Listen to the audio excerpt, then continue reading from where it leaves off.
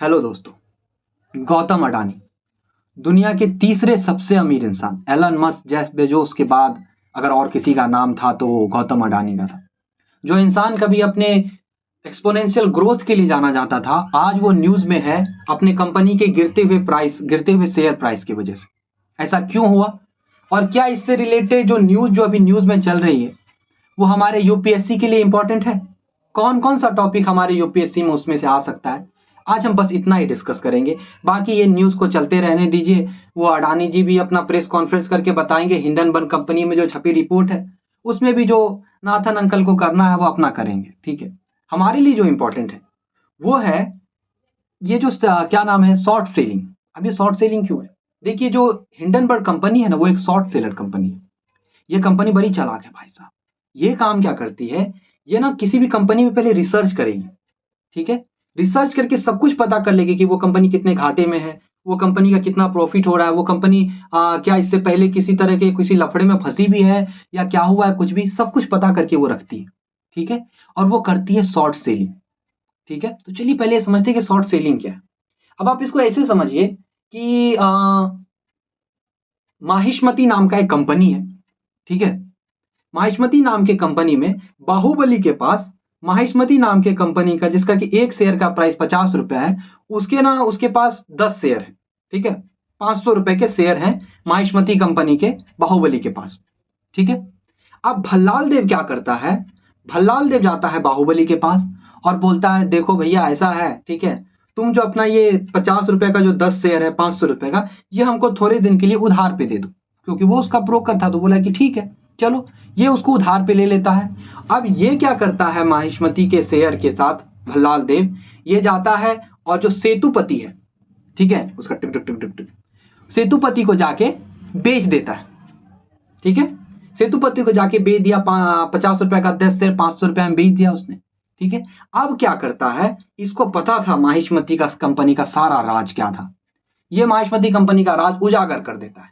ठीक है, अचानक से जो है लोगों में पैनिक मच जाता है कि यार कंपनी तो प्रॉफिट नहीं कमा पाएगी, ठीक है, ये कंपनी तो घाटे में चली जाएगी। तो अब पैनिक में क्या करता है कि लोग अपना शेयर बेचने लगते हैं, जिससे क्या होता है कि शेयर का प्राइस कम हो जाता है। अब भल्लाल देव देखा कि अब शेयर का प्राइस कम होने वाला है, ये सेतुपति के पास जाता है, कहता क्या बेचोगे?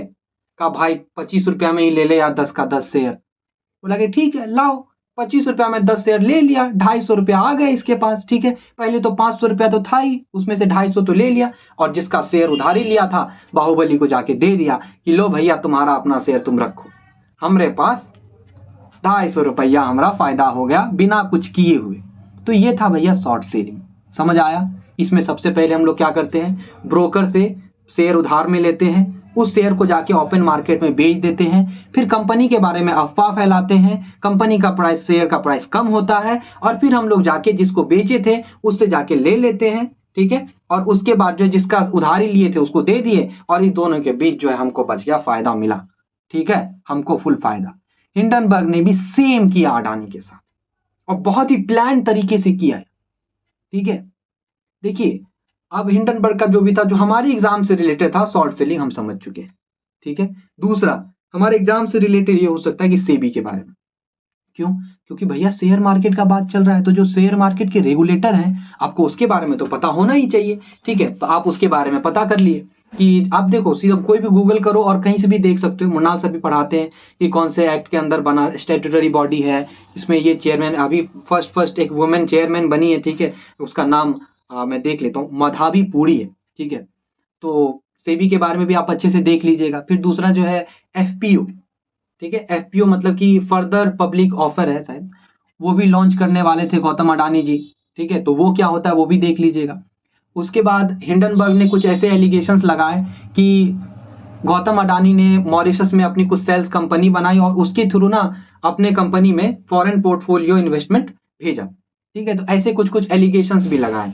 तो देखिए भैया सीधी सी बात ये है कि बात हमारे देश के इकोनॉमी की है। ठीक है, भले ही वो आदमी के बारे में ऐसा बोला जाता है कि अभी की जो करंट गवर्नमेंट है वो बहुत सपोर्टिव है, इसके वजह से ऐसा है।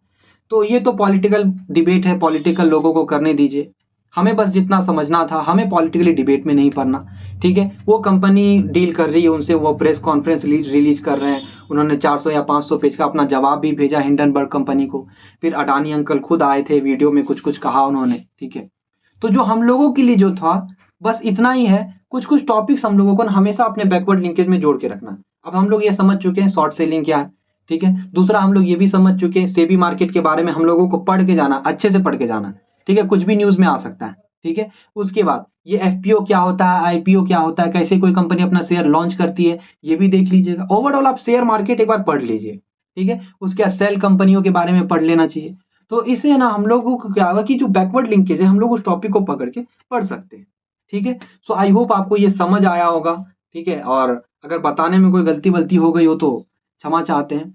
और इसी तरह सपोर्ट करते रहिएगा। मेरे एक वीडियो पे 3 to 4 के आसपास व्यूज चला गया भैया, ठीक है, जिसमें मैं बुक का रिव्यू कर रहा हूँ, बाकी पे तो नहीं गया। अब चलिए देखते हैं क्या होता है। सो आई होप आपको ये वीडियो अच्छा लगा होगा, अगर अच्छा लगा होगा तो लाइक शेयर सब्सक्राइब कर दीजिए। Thank you so much.